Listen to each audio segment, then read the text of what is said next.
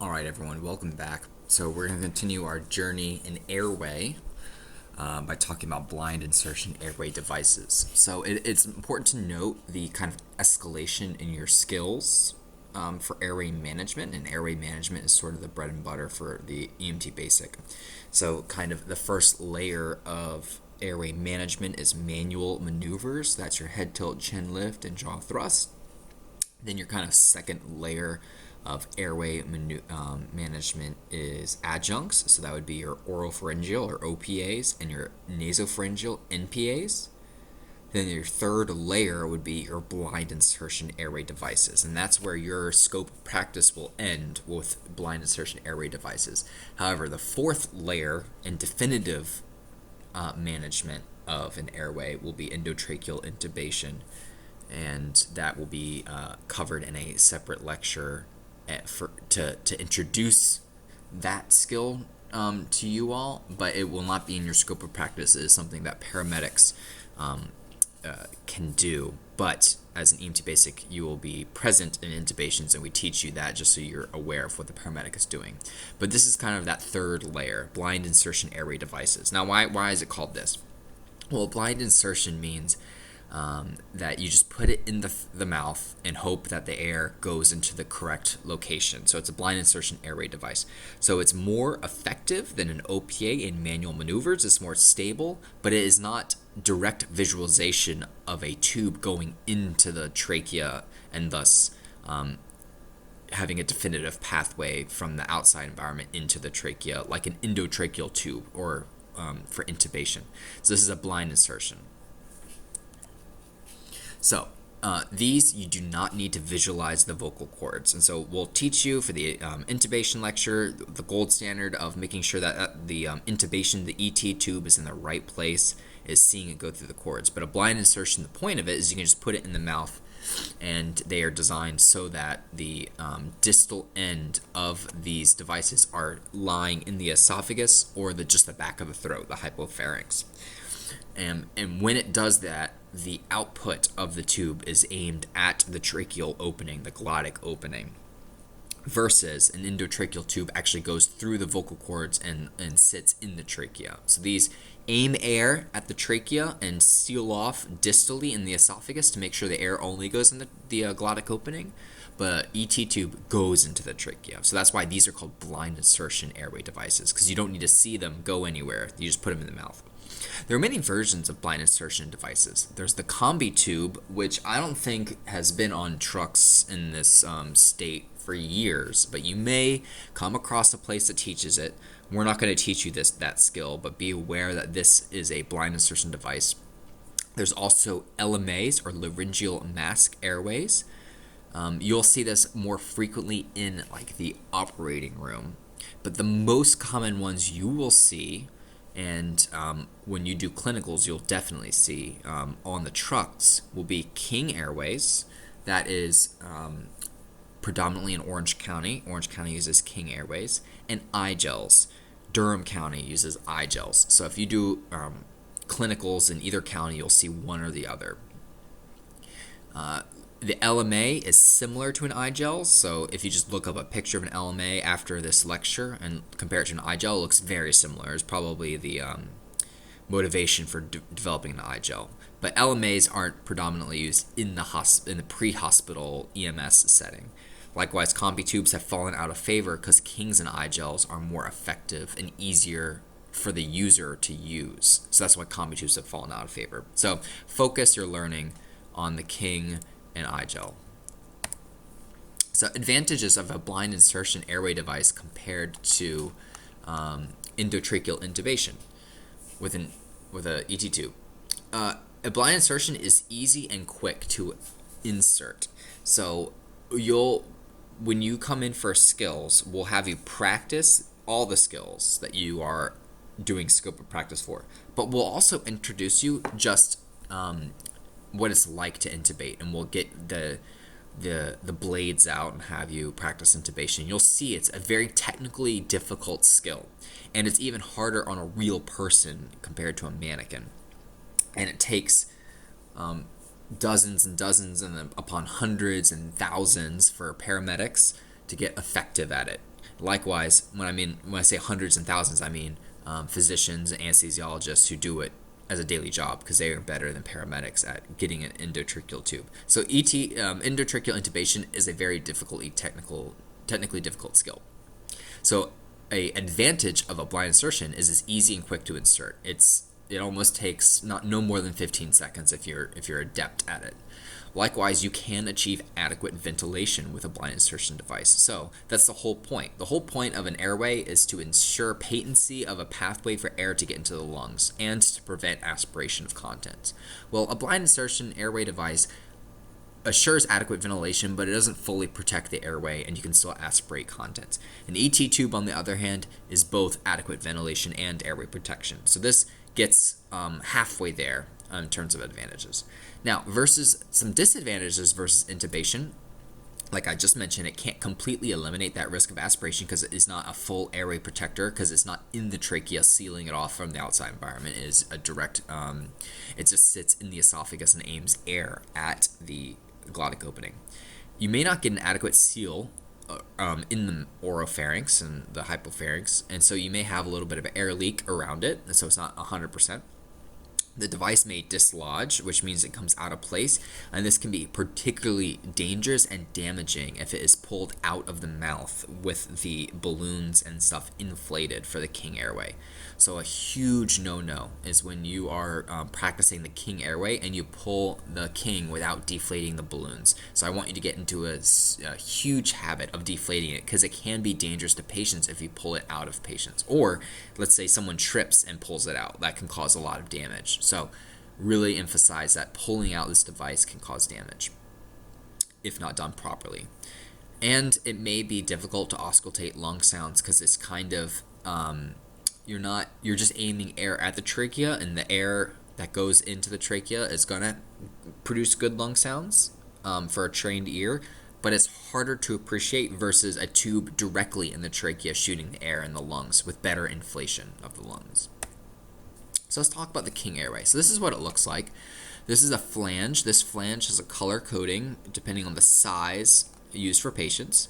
This is a pilot balloon. When this is inflated, these two balloons are inflated. All right, so if this is deflated, you know these are deflated. So this will be in the mouth, this will be outside the mouth, so you know the status of your balloons. There's some measurements here. This is the proximal cuff. This will sit in the oropharynx. And this is the distal cuff. This will sit in the hypopharynx/esophagus. So if you remember your anatomy, this is in the mouth, this is in the esophagus, so this is where the hole of the air comes out. So air will come down and out. So that's kind of how these work. They seal off the distal area, they seal off the proximal area, so air can only go one way into the trachea. And a eye gel is very similar to this, and I'll show you later. So king. This is a tubular device. I mentioned the proximal and distal cuffs.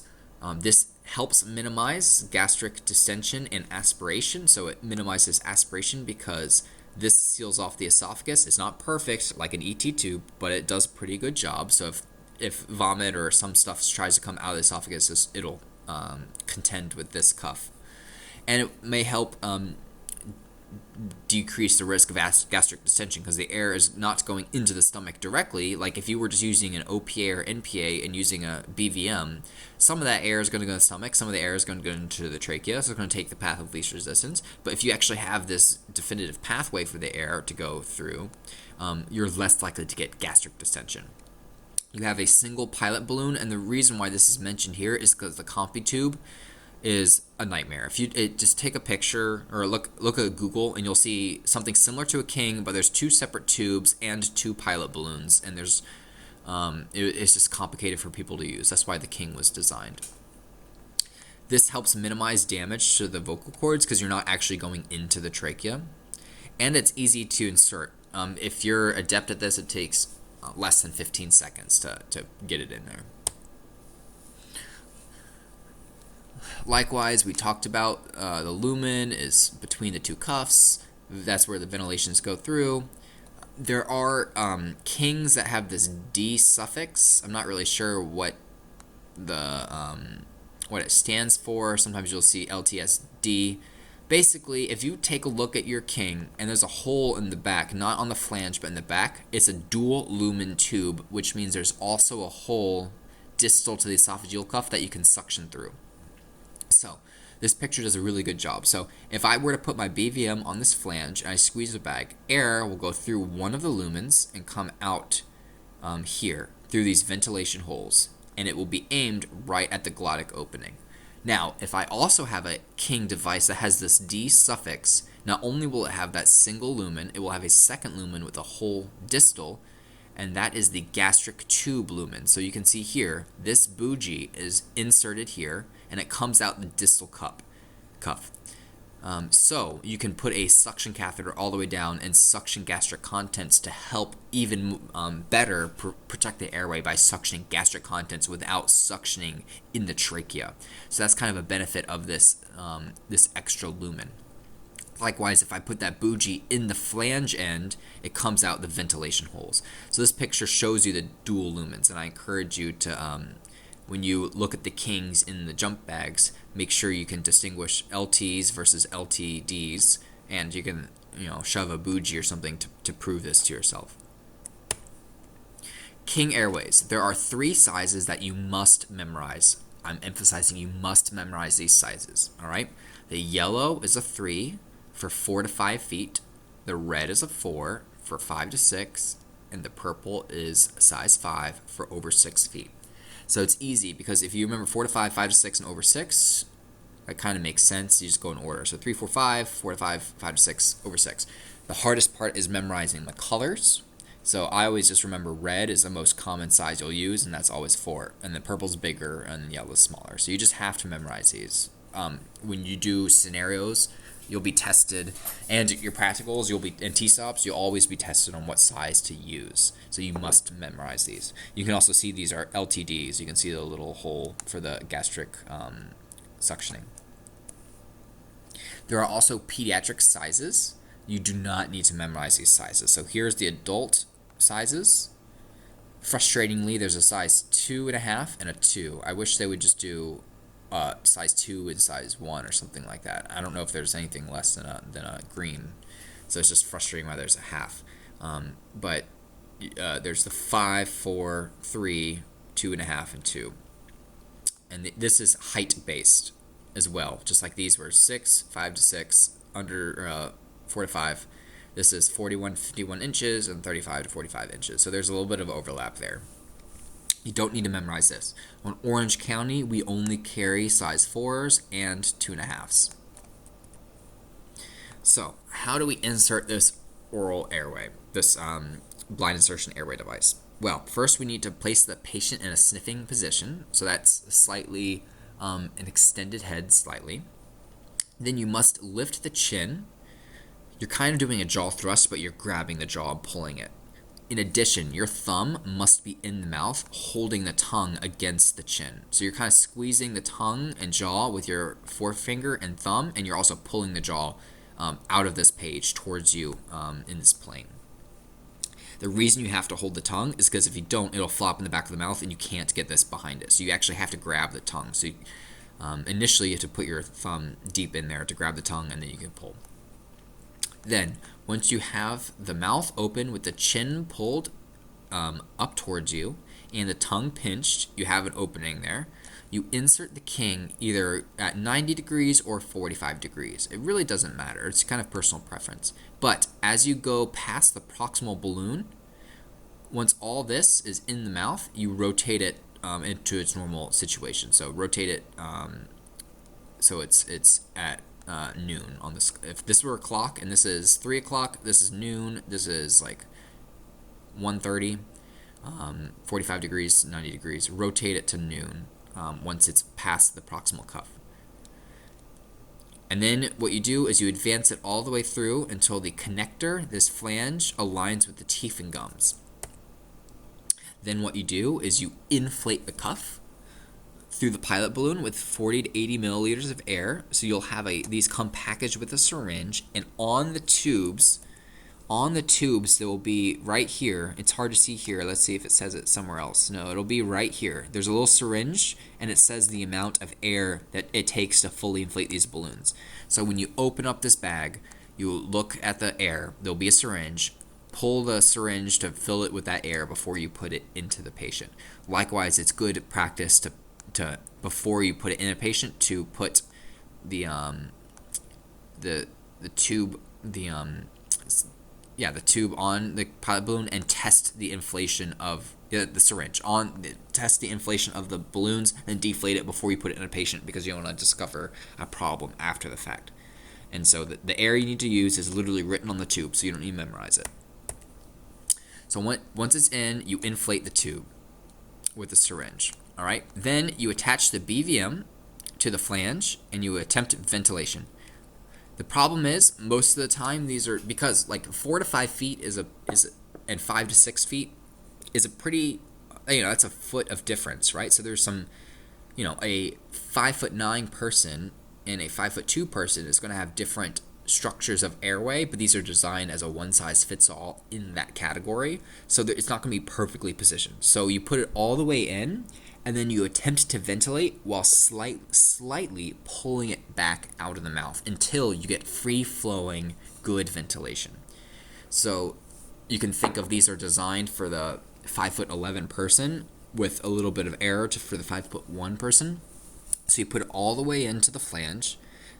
If it's too far in, but appropriately sized, it won't be easy to squeeze the bag because the tissue of the hypopharynx is up against the ventilation holes. So then as you squeeze the bag, you slightly pull up out of the mouth, and until everything's positioned well, then you'll get really good chest rise, and that's how you know you're all set. So this is what it would look like in position. So here's the flange. So you can tell this person already pulled it slightly out because the flange is not resting against the teeth and gums. Here's the pilot balloon. Here's the proximal cuff, the distal cuff. This is the esophagus, so it's sealing off the esophagus. Here's the back of the oropharynx, the maxilla, right? The mandible. I think this is part of the mandible going back. And then here's your tracheal cartilage, so the glottic opening and vocal cords are right there. So air will come in and shoot out right here because the esophagus is sealed, and the proximal end, if this weren't here, the air would just come right back out the mouth. But because you're sealing off, air can only go into the trachea, and then when they exhale, it'll come back out here. So this is what it looks like. This is a really nice model in cross-section. Likewise, this is the same thing. Distal in the esophagus, here's the trachea. Remember, the trachea is anterior to the esophagus. Here's the proximal cuff. So distal blocks the esophagus, proximal blocks the oro and nasopharynx. So air just can't come right back. When you put air in here, it just can't come right back out the mouth. It actually has to go in here. I mentioned the D suffix. It has the gastric port. An 18 French soft suction catheter can go all the way through. So I could ventilate and also put a suction catheter down here for making sure that even if they have vomit starting to bubble up, we suction out so we can really protect that airway. Right now, pause this presentation, and then in the folder on Sakai will be the videos for how to insert a video demonstrating more to insert the king. They'll also talk about making sure you apply lubricant before putting it in the mouth, and they'll also talk about testing the balloons before you put it in. They also will mention securing the tube, which is true of all airways once you put it in. So pause here, watch that video, and then come back. All right, so contraindications for the King airway device, and this is high yield that you need to know, all right? You need to know that we can't do this in patients with a gag reflex. Now, that should kind of make intuitive sense, right? If we can't do OPAs in people, which just sits in the mouth, we can't be doing Kings where we're basically putting something in the esophagus in the back of the mouth, all right? So if they have a gag reflex, we're not doing a King. If someone has ingested a caustic substance, now, I encourage you to Google what caustic means, because there's different chemicals that can cause caustic injury.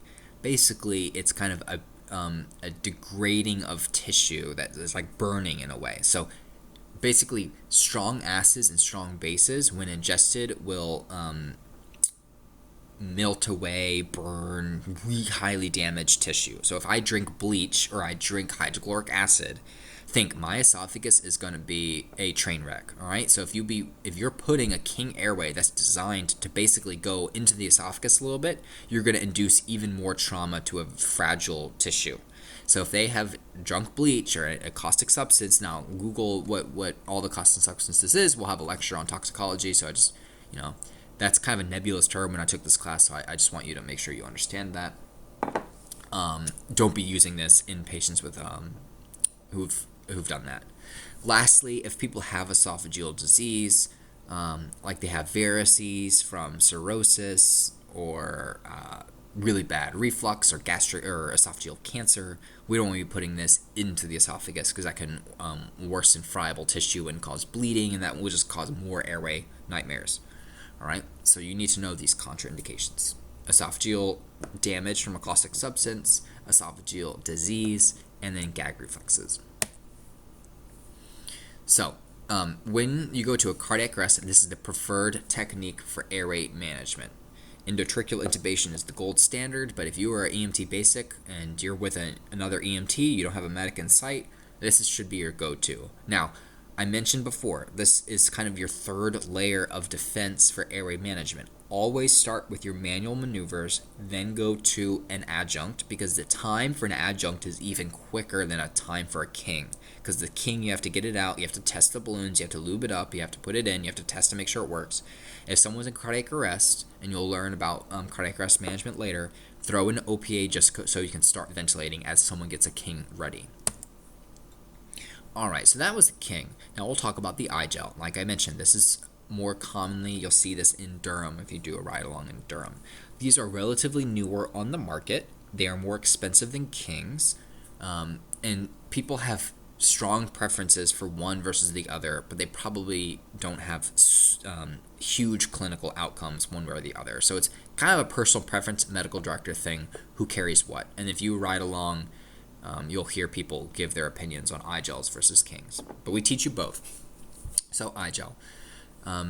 This is made from a thermoplastic elastomer, which I have no idea what it means. It sounds like some marketing mumbo-jumbo, but basically the plastic in it is responsive to temperature, so the warm throat makes it more moldable, so it will conform to the tissue around it, which is what they market. And I'm sure it's true, but it just sounds like they're selling you something when they say this. It is soft, gel-like, and transparent. I don't know why the transparency really matters, but there you go.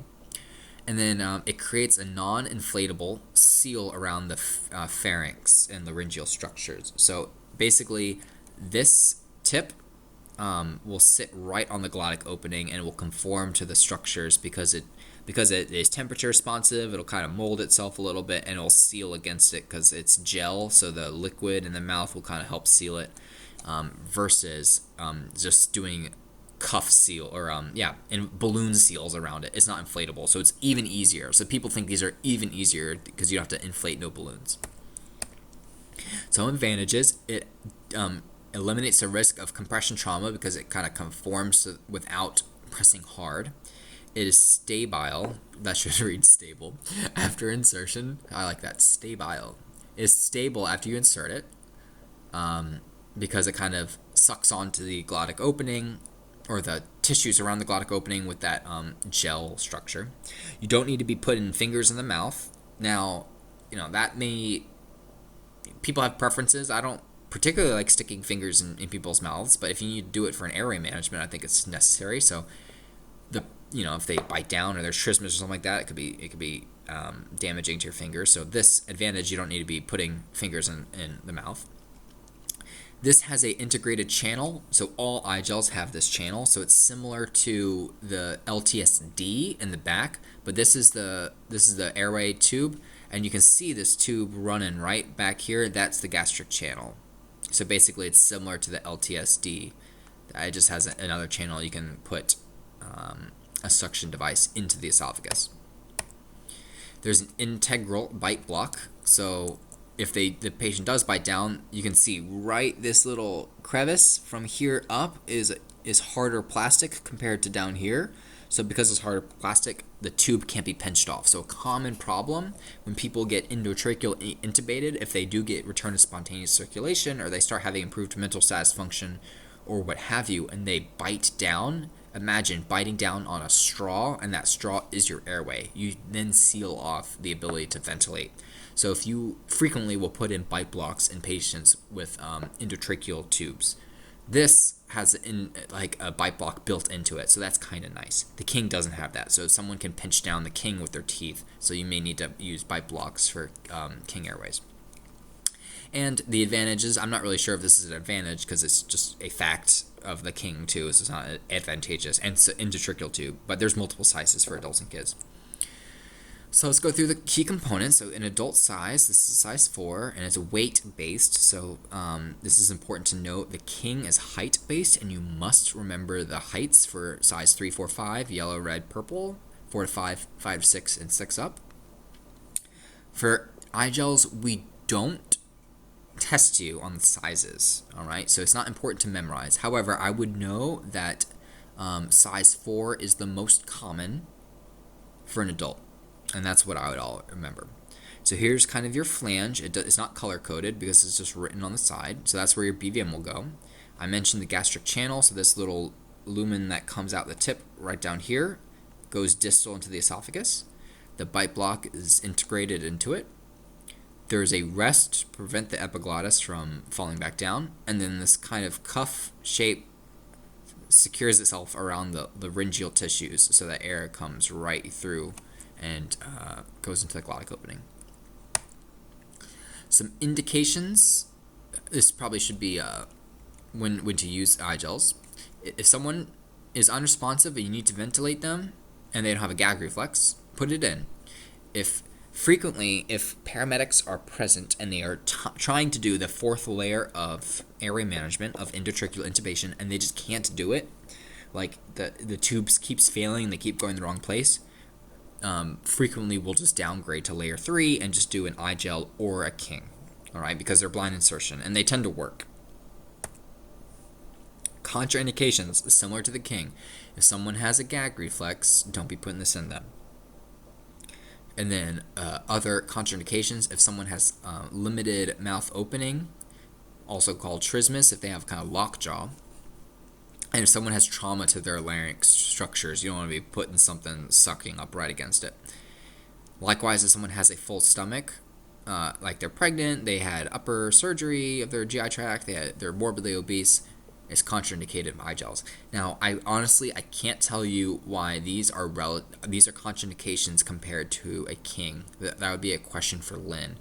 Usually contraindications are just stated by the manufacturer, so I bet iGels weren't practice in these types of patients, and so that's why they have to claim it a contraindication. I'm not sure what about the structure of an iGel makes it riskier in pregnant patients compared to a King. I honestly couldn't come up with anything. Here are the sizes. Like I mentioned, you don't need to memorize this, but 4 is the most common size. So 50 kilograms is about 200 or 120 pounds, 90 kilograms, right? And the large adult for those big boys. Now pause here and watch the iGel insertion video on Sakai. Oh, it's changing color. That's disturbing.